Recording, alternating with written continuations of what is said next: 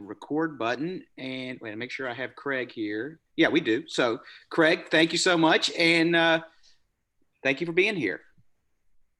Well, Jason, thank you for inviting me. It's particularly pleasurable for me to speak to the Friends of the Cabildo because for 10 years I worked in a museum, and I really enjoy the museum audiences and the museum folks that I've had a chance to work with.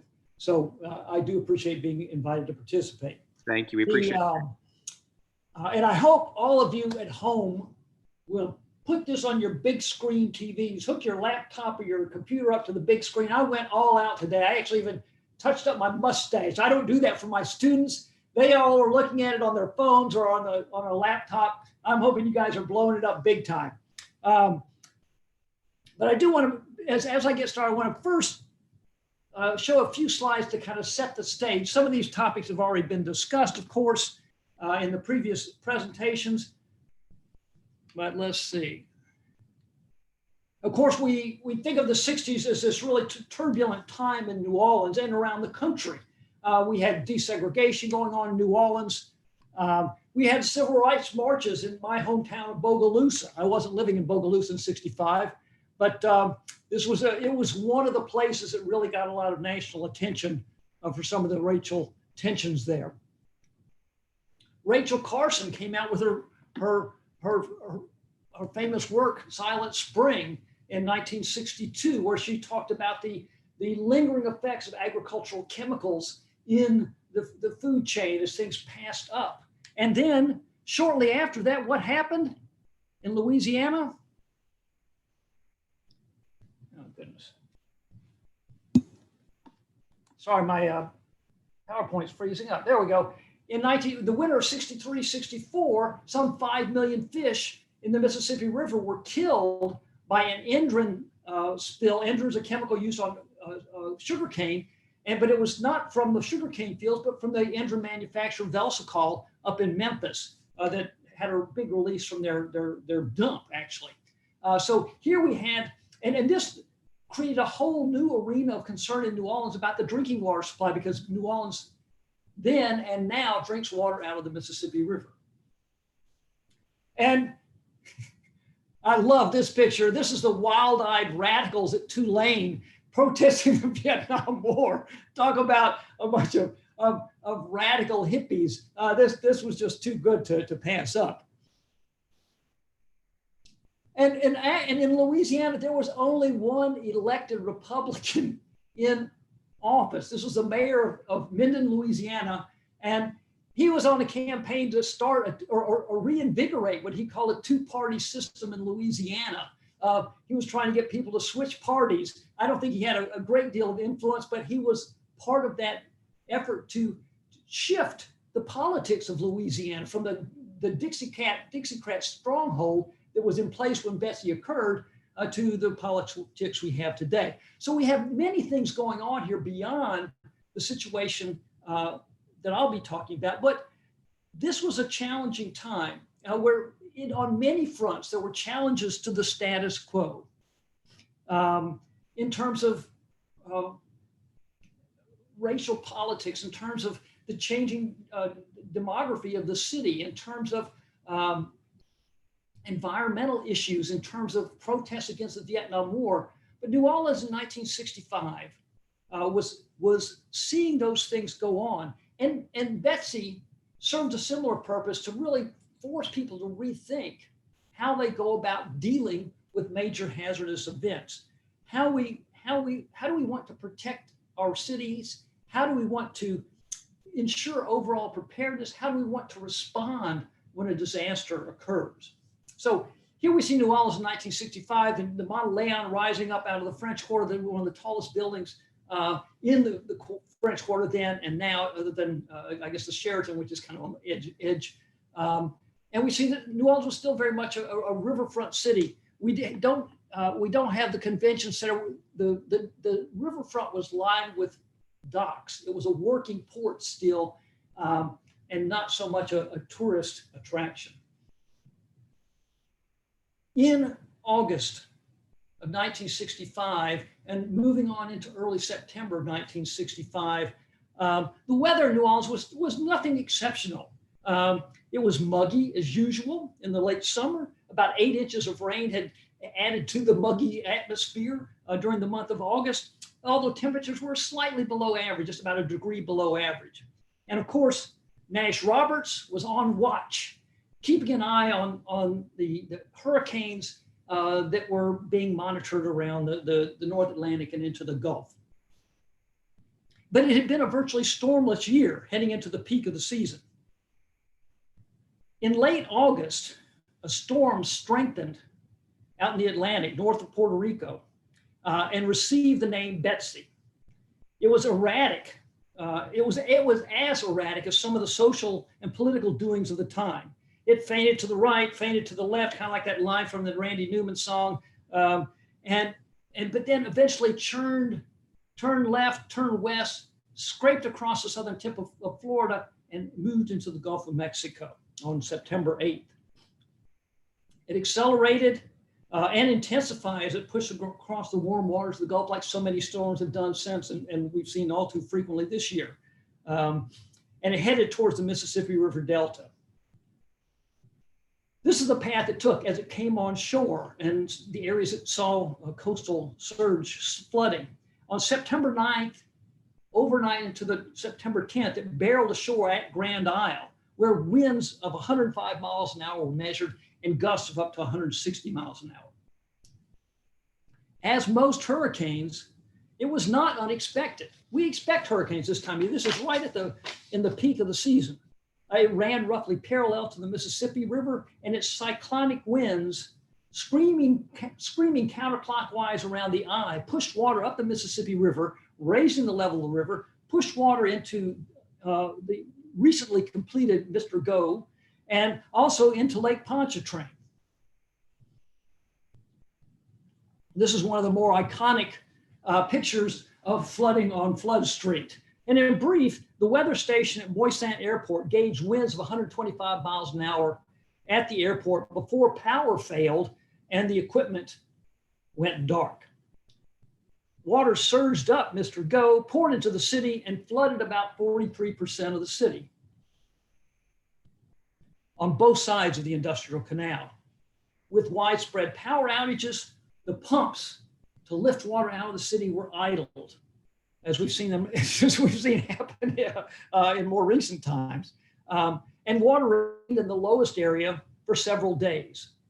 There was extensive wind and water damage, with Louisiana reporting about $2.4 billion in damages, which was unheard of at the time, and about 81 fatalities. Governor John McKithen, in a bold assertion of defiance and a spirit of renewal, declared that nothing like this will happen in our state again. And that's where I draw the title for this. That's the 2-minute synopsis, and we'll get into more detail. But what's interesting to me is how a city with extensive experience with hurricanes, noteworthy storms in 1917 and 1947, and in an era of social turmoil, coped with the devastating and costly disaster. How well did it mobilize its emergency personnel and plans? How effective were they in the immediate aftermath of the storm? And how long did local leaders commit themselves to upholding and dedicating themselves to making sure nothing like this happened again? Were preparations and responses equitable in this era of racial strife? And what were the enduring legacies of Betsy in terms of safeguarding New Orleans and advancing disaster management nationally in an era when there were strong expectations that the national government needed to step in to aid with social shortcomings? How did this sentiment play out in terms of storm preparedness and response, particularly in terms of the next major storm? Well, I want to talk first about two previous storms, the storm of 1915 and the storm of 1947, which in many ways set the stage for Betsy, which then in turn sets the stage for Katrina. And I want everybody to notice that each of these storms flooded major sections of the lakefront area, and a lot of hurricane preparedness thinking centered on that bit of real estate. If we look at the lakefront back in 1890, before the 1915 storm. It's an area that's really largely undeveloped. It's unprotected.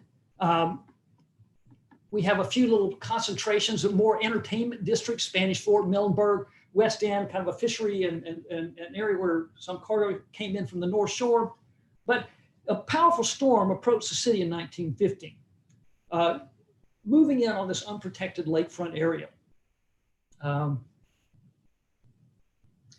It moved almost directly north over the city and pushed more than 6 feet of surge into Lake Pontchartrain. The winds turned counterclockwise. So as the storm approached the city, it blew water into Lake Pontchartrain for a while. And then as it passed, some of the winds pushed it back down towards the lakefront. If we look at the lakefront at this time, despite very little development like we have currently, there were these small clusters, houses on stilts, dance halls built up above the lake. About 25,000 homes in the lakefront area were damaged. And about 90% of the structures in the lakefront area were destroyed, simply torn away by the wind and waves. Now, there was some limited warning. The newspaper headlines on the day of landfall said, "Tropical storm expected to hear the river mouth." Not very precise, but people knew to take action. Actually, they were flying hurricane flags down on the coast. The mayor at the time initially downplayed the impact, and he declined aid from outside, claiming,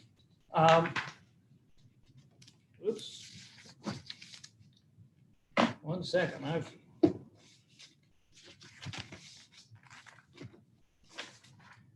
Sorry, my notes got out of sequence here.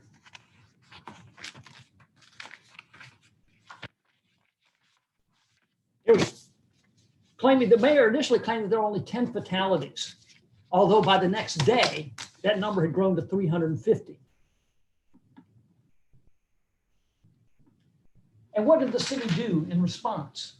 The city, the levee board, they basically developed a plan to armor the lake shore, to build a defense to protect against that most recent storm.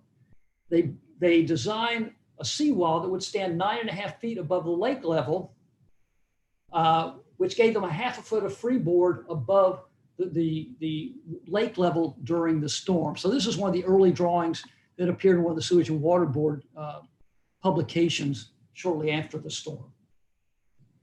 Now, this project went forward slowly in fits and spurts. The city simply didn't have the money. They ended up getting money from the WPA during the Great Depression to more or less finish this project. And this seawall became really the testament, the memorial to that 1915 storm. It literally cast in concrete the memories, the social memories of these storms. And that's really an important aspect of what I want to talk about today is how social memory shapes how we prepare for the future.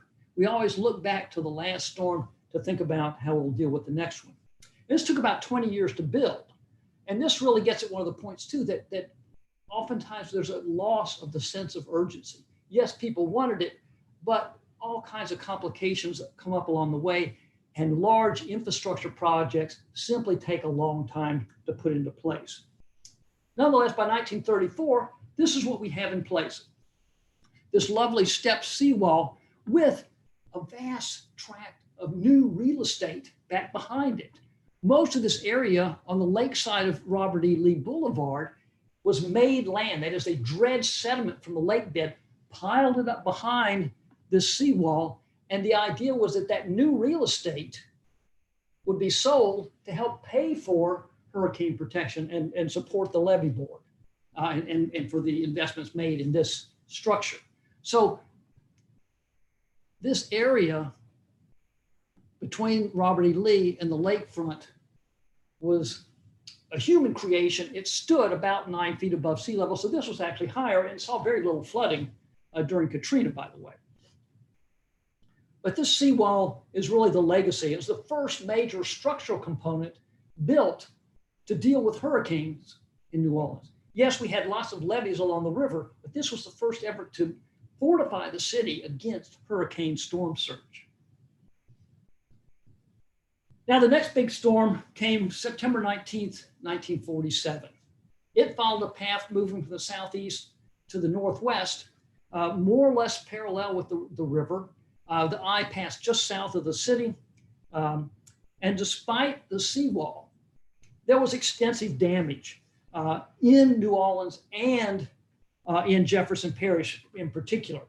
It flooded about 48,000 acres, seriously damaging over 2,800 homes. Many of those in Jefferson Parish, but in the city, most notably, many of the homes that were damaged were houses built since World War II. In the 2 years since the end of the war, new houses built slab on grade, not the traditional houses built up on piers. Jefferson Parish at the time didn't have a lakefront levee. There was a roadway that circled around the western end of the parish all the way up towards Mandeville. It was a roadbed that stood about 3 feet above lake level. That didn't keep out the surge. The surge was much too high. It overtopped that, but it kept the water that collected behind it from draining back into the lake. So there was extensive and long-lasting flooding in Jefferson Parish.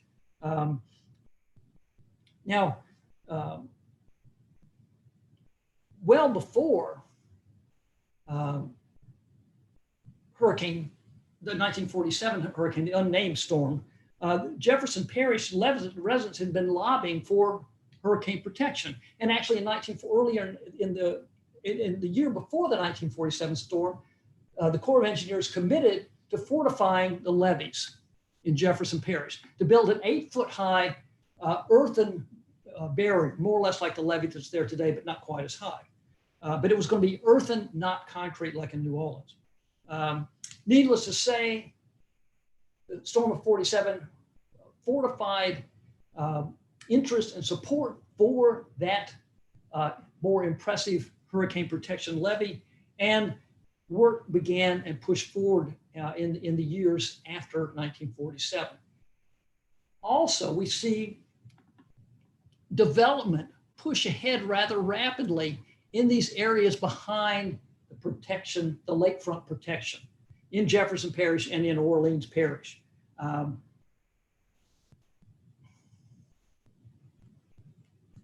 what this caused was something we refer to as the levee effect.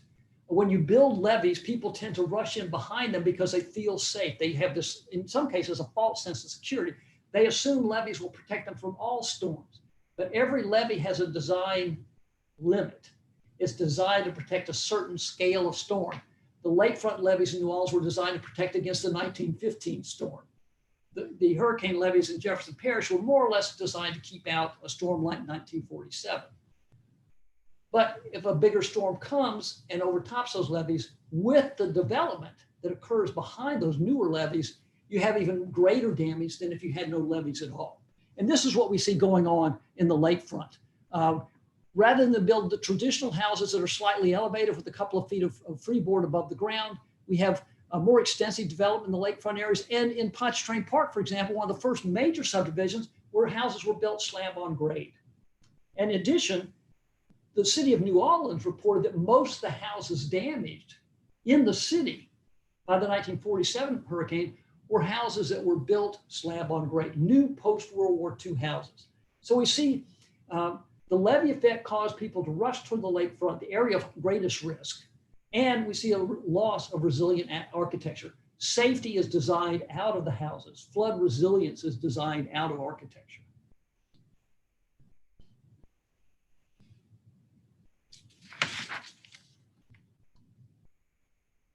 Hitting the wrong button here.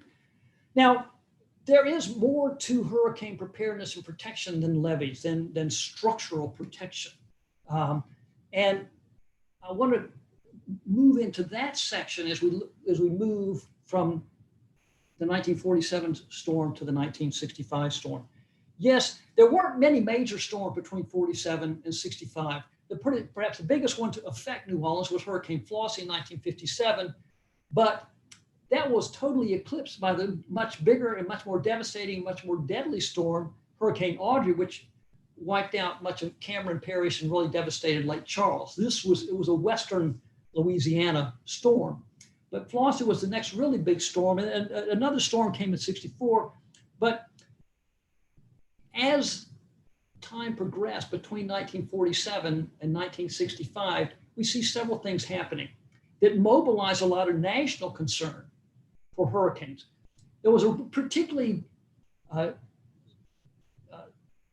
intense period of hurricanes in 1954 and 1955. There were a trio of storms in 1954 that raked up the eastern seaboard. And particularly two of them hit much of the major metropolitan areas in New England. This one that went further inland hit big parts of Pennsylvania, caused tremendous flooding. This elevated concern about hurricanes. In 1955, we see more storms raking the eastern seaboard and actually a couple hitting the Gulf Coast. But the storms that hit the heavily populated areas had a much bigger impact. If storms are just hitting Florida, which wasn't the major metropolitan area it is today, and Louisiana and coastal Texas, it didn't matter as much. But when you begin to hit these major population centers, national interest rose dramatically. And in fact, it was during Congress was debating a bill to pass the National Hurricane Project in 1955 when Hurricane Diane rolled on shore. The Hurricane Diane caused all this flooding in the Northeast. It was considered the first billion-dollar storm. So $55 billion storm, New Orleans, 2.4 billion. So we see this increase in cost to hurricanes. The Congress passed this act that set up this National Hurricane Research Project, which set out to study more carefully the physics and climatology of hurricanes. How did they operate? How frequently do they come? They wanted to also understand the meteorology and to improve the forecasting and improve warning systems. And they also developed plans for more effective evacuation from hurricane-prone areas. In addition, Congress passed an act and supported a series of studies by the Corps of Engineers. They looked at all the coastal cities from southern Texas to New England and made an inventory of all the hurricane defenses and hurricane preparedness infrastructure. And they then made recommendations for how to improve protection. Most of those recommendations said better land use planning, better architecture, or really was all that is needed. Or the only things that were really cost effective. Places like Galveston, and this is the Galveston seawall, which was already in place, but they did say investments in structural protection in Galveston and New Orleans were the only two places, with the exception of a couple of small ports in New England, that the Corps recommended making structural protections. So before Betsy, there was a lot of effort and work to better understand hurricanes and to better prepare for them.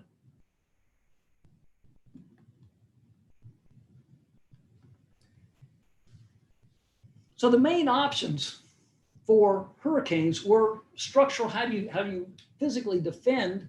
And there were people that talked about building defenses all along the eastern seaboard, really beyond the scope of the Corps' budget and the interest of Congress in supporting that.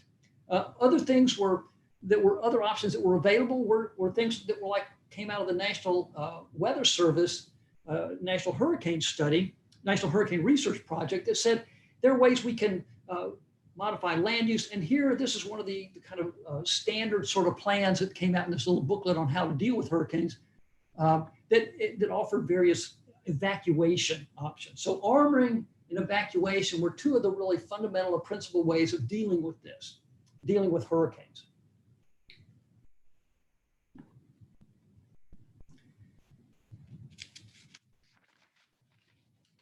In addition to those studies to try to understand hurricanes, things that had begun slightly earlier. In the wake of World War II, we finally see the federal government pass what's known as the Disaster Relief Act. And this provided funding, a regular budget line item, to provide funds to help with emergency response following a disaster, whether it be a hurricane, an earthquake, tornadoes, whatever the disaster was. There was funding built into the federal budget rather than waiting for an event to occur and Congress then debating whether to send money. This built a structure in place. It was largely geared again to response, just that emergency, that short-term emergency phase. We also see after World War II the creation of the civil defense. And the civil defense was an organ that was explicitly empowered to develop plans for carrying out these emergency response and longer term recoveries, and to work with organizations like the Red Cross that had been in existence for half or a little 2/3 of a century by this time, the National Guard, which was longstanding and had responsibilities here, and the Coast Guard that was very much involved in coastal things like hurricanes. So we begin to see this structural, this institutional structure being put into place for how to cope with things like hurricanes. It included everything from medical and food emergency supplies, restoring law and order, and emergency rescues. Now, the civil defense in Louisiana undertook a number of things. They developed a series of plans that were highly detailed, but actually they provided detailed information about who the various players were, what the organizational structure was for getting aid out. But this was all really putting the primary burden for response on local bodies, the National Guard, with the assistance from national organizations like the Red Cross, which isn't really a federal organization, it's a volunteer NGO. But then the Red Cross, the National Guard, which is local, administered by the governor, and also things like the Coast Guard, which is certainly a federal body. But the civil defense put out plans for Louisiana. It came out in 1950, 1959, and 1963. So they were updating these plans on a fairly regular basis. Those included evacuation plans for major areas, making sure there was medical attention and personnel in place, whatever was needed. And here we see one of the early promotions of the still visible evacuation signs that now are seen throughout the area.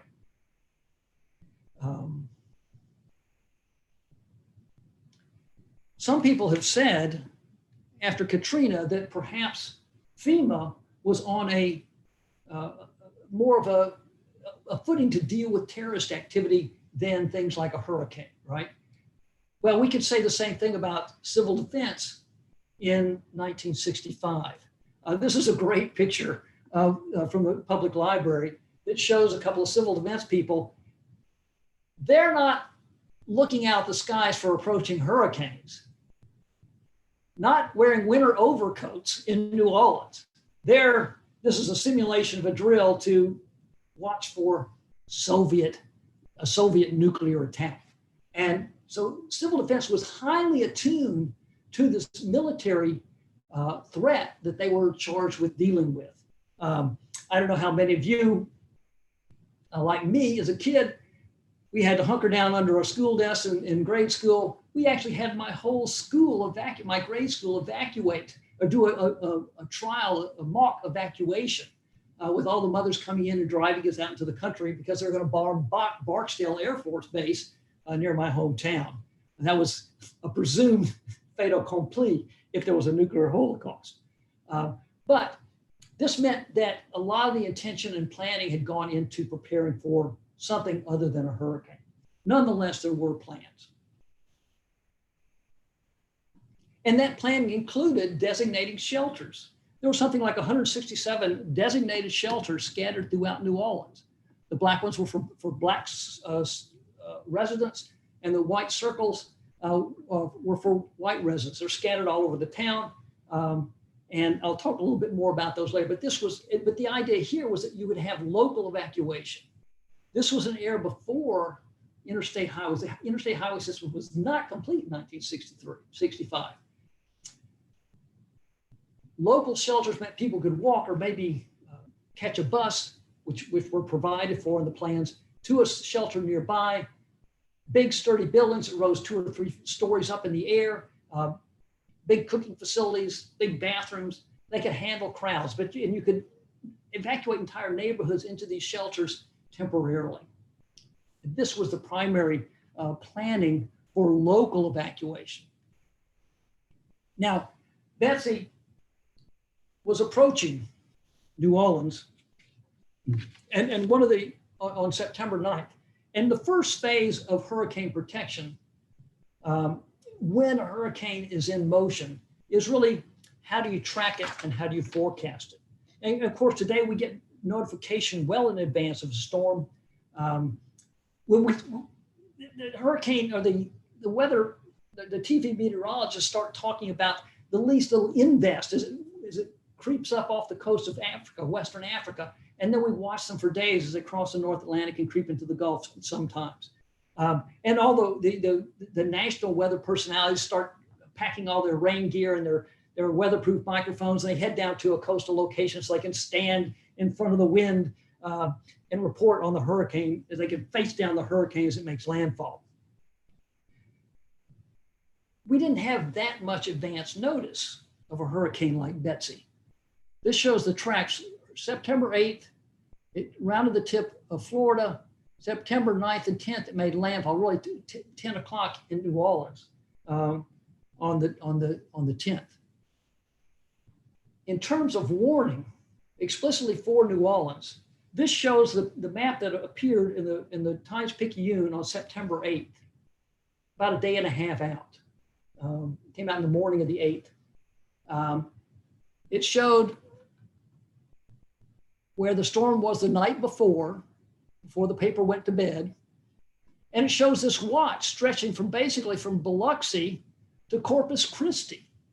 This was the watch area, much wider than we typically see today. When you think of Hurricane Katrina, 72 hours out, they had that cone of uncertainty with a line heading right up the Pearl River, which was almost exactly where continental landfall occurred, not it clipped the mouth of the river, of course, but where the storm really headed inland. So forecasting was not nearly as accurate, but what was done? How effective were the preparations? Well, despite the imprecision of the warning 2 days out, the Corps of Engineers began taking steps a couple of days, 2 or 3 days out. They secured its fleet of workboats. They dispatched emergency generators to keep facilities around the city. The Air Force evacuated all its craft from Belle Chase. Oil companies pulled their crews off the rigs in the Gulf. Evacuees were encouraged, people living in the lower parishes were encouraged to evacuate into New Orleans, into hotels and shelters. And all this was going on well in advance of landfall, without interstate highway systems to move people along quicker. The USDA brought in food to sustain 100,000 people for 2 weeks.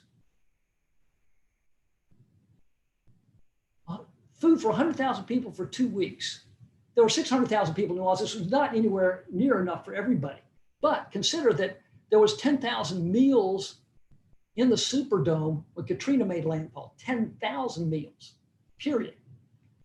That was what was in the city at the time of Katrina's landfall. So we had a much greater mobilization in 1965 in terms of food, emergency food, than we did it for Katrina.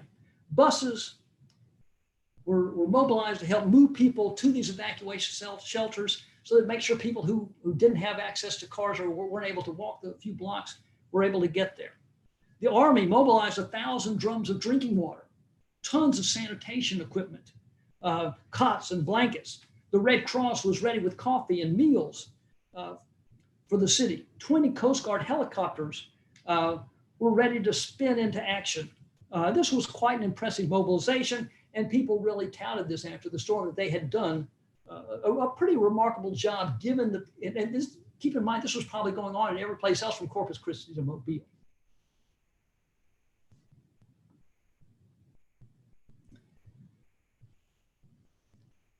New Orleans reported, the Times-Picayune reported that about 500,000 people evacuated from lower parishes and from the lakefront area. So this is and they called this the largest single evacuation in the region's history. Quite impressive. More evacuated in more recent years, but this was still pretty remarkable given that there was no mass transit to make this possible, or the efficient multi-lane highways that we now think of as the interstate.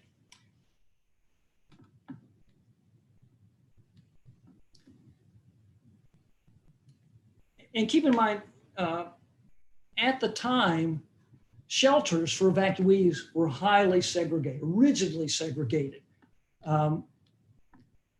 Most of them were schools. Again, there were 123 shelters for whites, 64 for blacks in the city. That's roughly in line with the 2/3 white, 1/3 black population at the time. But 11 of the white shelters and 10 of the black shelters were in areas that were flooded. So there was sort of a clear disproportionate impact on the black schools. And in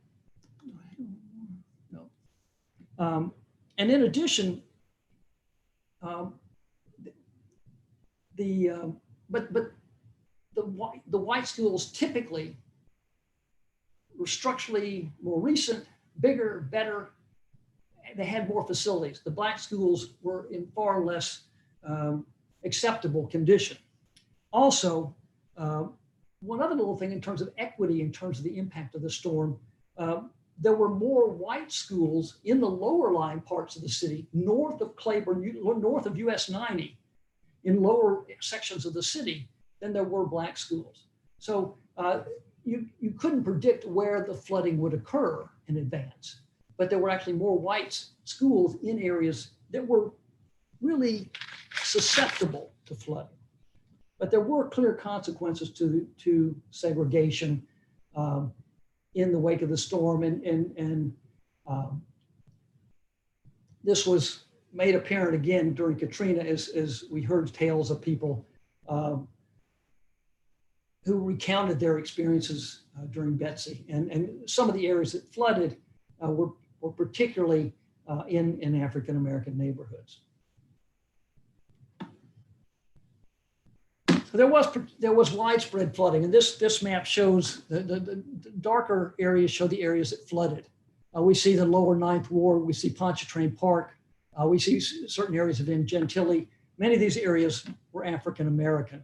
We saw widespread wind damage, widespread flooding, homes ripped off their foundations and plopped down on roads out in the marshlands south of the city. We see flooding, and maybe this is the mayor's super meat market, but flooding was widespread, and flooding had an unequal impact.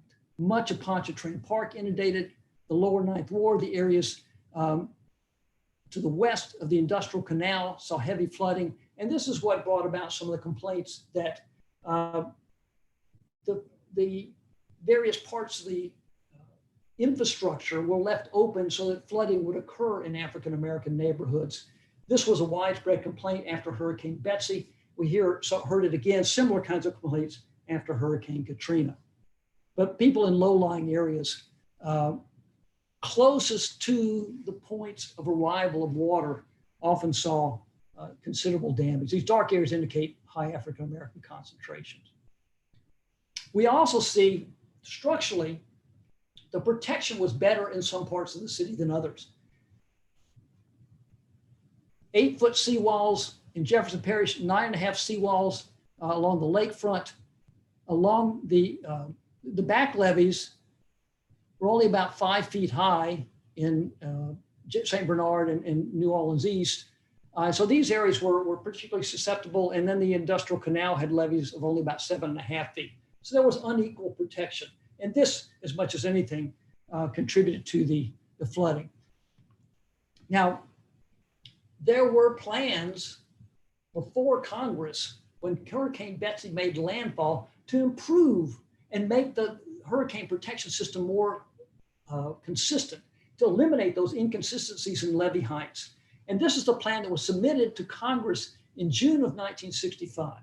Okay, this is what they call the barrier plan. Notice they were going to extend the levees from Jefferson Parish all the way across to the Bonnie Carey, circle New Orleans East, circle Chalmette and a big chunk of St. Bernard Parish, and then run levees across the mouth of Lake Pontchartrain and put barriers or gates at the various of the two openings of Lake Pontchartrain that could remain open most of the time, but when a hurricane would come, the idea was to close these gates. They're going to have giant rotating barriers that would ramp up and lock in place to keep surge from entering Lake Pontchartrain, and that would mean less money would have to be spent on building and maintaining these levees. If you could keep the surge out, you wouldn't have as much flooding in Lake Pontchartrain. So in the wake of this storm, what happened? Of course, there was widespread support for reinforcing the hurricane protection. One editorial writer said, well, this was a pretty damaging storm, but it could have been worse. The damage was largely superficial. Once again, downplaying the damage, wanted to keep business running. Others observed the storm was too big even for the lakefront seawall, which it was. The governor claimed it exceeded all expectations, which is a bit of an exaggeration. And Mayor Shiro proclaimed that together we can rebuild our city, which kind of is a statement of either, however you want to look at it, either defiance or resilience, and a little bit of both, actually. But the governor then proposed to Congress that maybe we should armor the whole coast, from Texas, from the Sabine River to the mouth of the Mississippi. And as Charles talked about earlier, there was this remarkable political alignment. Here's a great cartoon showing federal, state, and local authorities all in the same boat, agreeing on pumping and levees. They were all Democrats, right? President Johnson flew down almost immediately after the storm, after some strong argument from the congressional delegation, particularly Senator Long. He toured the damage. He visited with local leaders. He met with victims in a shelter. And not only did he act swiftly, but there was political alignment that we didn't see after Katrina. All Democrats across the board. It was a Democratic governor, president, and mayor. And this was the era where Dixiecrats were still pretty much entrenched in Louisiana, although we were beginning to see, as Charles mentioned, a shift in the politics of the National Democrats. Johnson, after his visit, ordered that all red tape be cut to make way for a thorough and complete response and recovery. He left New Orleans and dedicated $2 million in emergency aid, promised Small Business Administration loans, and a host of other federally funded restoration efforts. And hearings were held almost immediately in Baton Rouge and New Orleans and back in Washington about how to proceed. So the initial response was quite electric and quite emphatic. What were the scope, though, of the impacts of Hurricane Betsy? Indeed, the response was swift. The Coast Guard plucked up some 11,000 people from flooded areas. And this is where you begin to hear stories of people trapped in their attics and breaking out. And now people, of course, keep a hatchet in their attics so that they can get out if they're trapped inside them. Reports in the Picayune say that the rail and bus service in most large stores was back in operation within 3 days. Compare that to Katrina. By September 15th, remember, it passed New Orleans on September 10th. By the 15th, 75% of the citizens had electricity back, 2/3 had phone service, and conventions were resuming. This was part of the lifeblood of New Orleans, people coming to stay in the hotels and participate in conventions. 1 week after the storm, there were 4 public and 30 public schools that were offering classes. And by the 20th, 10 days out, there were only isolated pockets that still had standing water. and about 5,300 remained in shelters September 22. Remember, they said 500,000 people evacuated. So, and on the 1-month anniversary, Synopsis, which you may remember, the public service organization, ran a full-page ad proclaiming New Orleans is back in business. Was it really? But certainly there was optimism and enthusiasm that was overflowing through the city and replacing the turbid waters of the storm surge that had receded. Indeed, so enthusiastic was the post-storm recovery fervor that the city neglected to even erect a memorial to this devastating storm. There was a comment in the paper at the 1-year anniversary, but none of the post-storm recollections and memorializations that we saw with Katrina. Nonetheless, on top of this, local funding for levee work began almost immediately, and federal funding began to flow in shortly after that. In terms of recovery and the long-term implications of Katrina, several things need to be discussed here. And one of these is this barrier plan. This was the first phase of the enduring impacts. This would be casting Hurricane Betsy's in concrete and earth and other structures. So this was the first plan, armoring the full lakefront beyond the airport, all the way circling New Orleans East, which is one of the things that kind of gave rise to the urge to develop this area before the Bayou Sauvage Park was created, improving the protection around Chalmette and building the levees across the isthmus that separates New Orleans from Slidell. Louisiana officials testified to Congress that it would cost $84 million, and the Corps calculated it would save it would have economic benefits of $475 million. So in the Corps of Engineers cost benefit analysis, this really looked favorable. This really won their approval. If you can get 84 million, if you can spend 84 million and get more than 5 times the benefit back, that's a really good cost benefit. So the initial plan was this barrier option, and it's seen here in kind of a simplified version. And again, the barriers would close when a hurricane surge was arriving, but remain open most of the time. Design work began almost immediately, and these things take a number of years. So it really there was a very preliminary design in '65. Work progressed with some of the local levees being built along the Industrial Canal and other locations by the local levee boards. But the major projects were grinding along rather slowly, and they continued on after 1970. And after 1970, all projects of this sort had to have an environmental impact statement, according to the new at the time, a National Environmental Protection Act. This gave local citizens throughout the urban area a chance to weigh in on the plan. And we begin to see opposition arising, particularly among fishermen who worked on Lake Pontchartrain.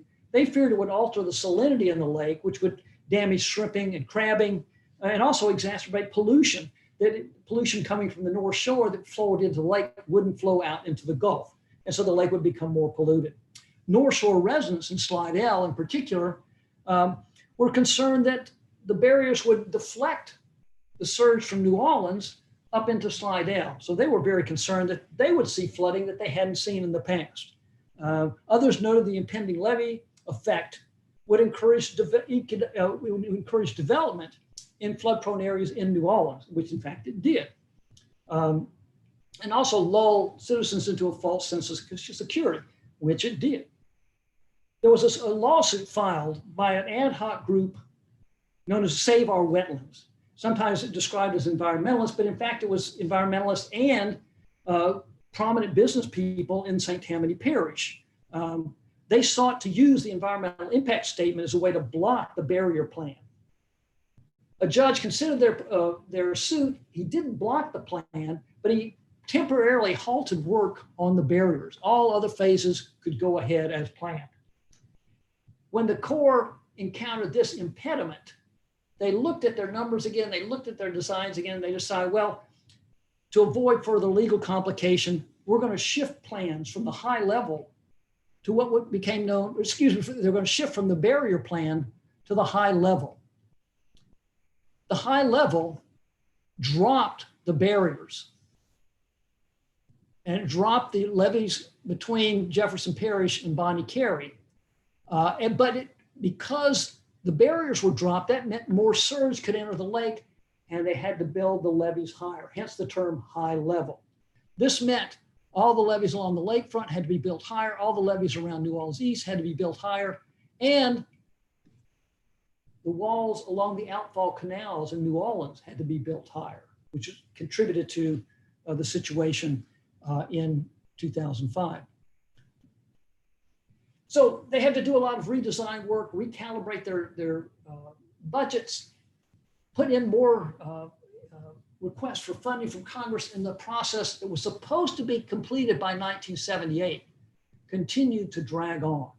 On the West Bank, the Jefferson Parish wasn't happy with the Corps' proposed levee footprint. They wanted more real estate protected by levees. And actually in 1979, Jefferson Parish said, we don't want the Corps involved. We decline your offer to build the levees. We're going to take on the project ourselves, fund it ourselves, design it ourselves.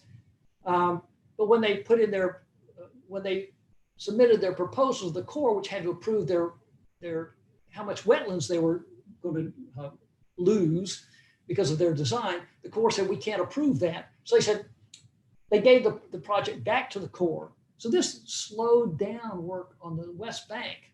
This temporary seizure of the project by Jefferson Parish and then turning it back to the Corps in 1985 slowed things down on the West Bank. And this was the ultimate layout of the plan by the Corps of Engineers. All said and done, the hurricane protection system that was begun in the wake of Betsy was not complete in 2005. There were some enduring legacies to this.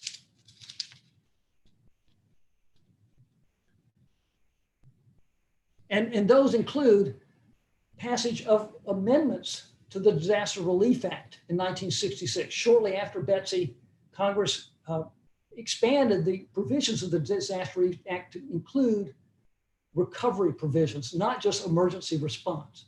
We also see the National Flood Insurance Program, which is really the major national outreach of this. There had been a previous Flood Insurance Act passed in the late 1950s. It was never really put into motion. But in 1968, a program was passed by Congress, and it eventually enabled the mapping of the 100-year floodplain seen in New Orleans here. Let's see.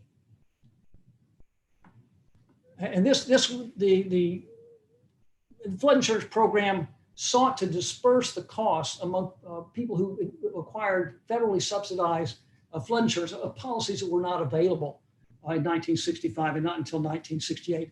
Although it took a number of years for New Orleans to really begin to enforce all provisions of the National Flood Insurance Program. And it took them quite a number of years simply to map these 100-year floodplains.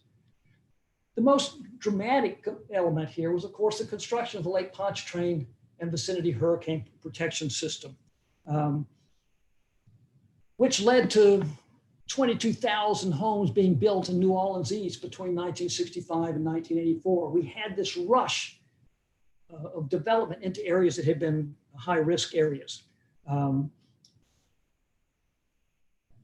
which is exactly one of the concerns voiced by people who were opposed to the national hurricane or to the flood protection system. Now, I've never been able to track down a memorial to Betsy, and many places have memorials. There's one in Southwest Louisiana, Camille. There used to be one for Audrey in Southwest Louisiana. There used to be one in Biloxi for Camille. But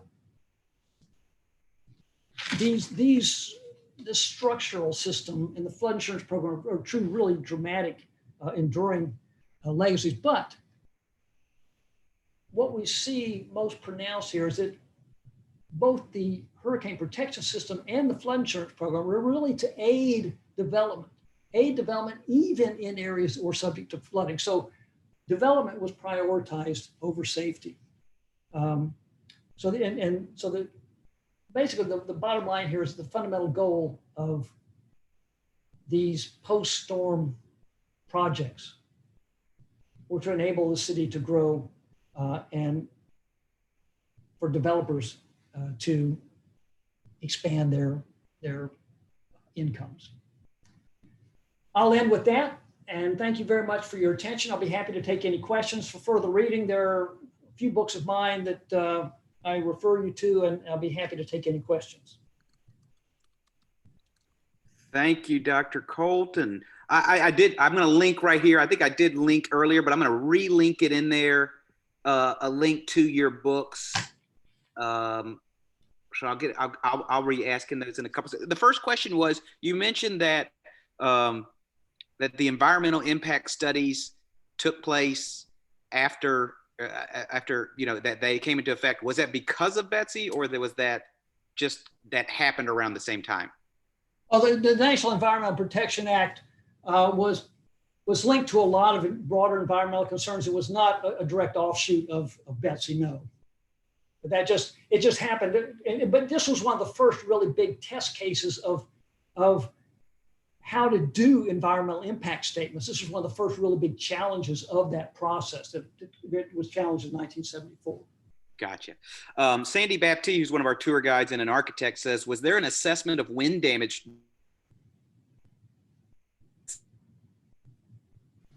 for the towers and steeples that were lost outside the area of flooding? Your voice locked up for a second there. Something about, was there a damage assessment for steeples and whatnot? Yeah, this might be me. I'll ask the question if you want. Sure. So I come across a lot of buildings that were historic buildings that were lost from Betsy, but they weren't in the area of flooding. So I just wondered if there was an assessment of the wind damage from Betsy that was quantified, like mapping or, numbers of structures, things like that. There were some pretty gross estimates of the number of buildings damaged. I haven't seen anything that really specifically looked at historic properties. Again, this was before the NEPA went into effect, the National Environmental Protection Act, which required that kind of consideration. So I haven't seen that at all.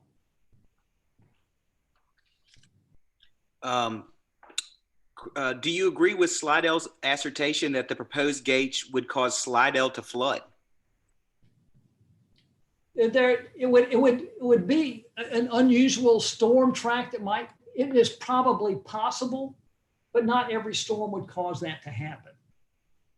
I could see some storm, but it wouldn't get very far into Slidell probably, because they still have a fairly good buffer to the east. All right. Anybody else have any questions? All right. Thank you so much, Craig. We really appreciate it. And thank you for going all out. That was a great presentation. Enjoy participating with your groups. This is really a great audience. Thank you. Thank you so much, Craig. All right. Let's see.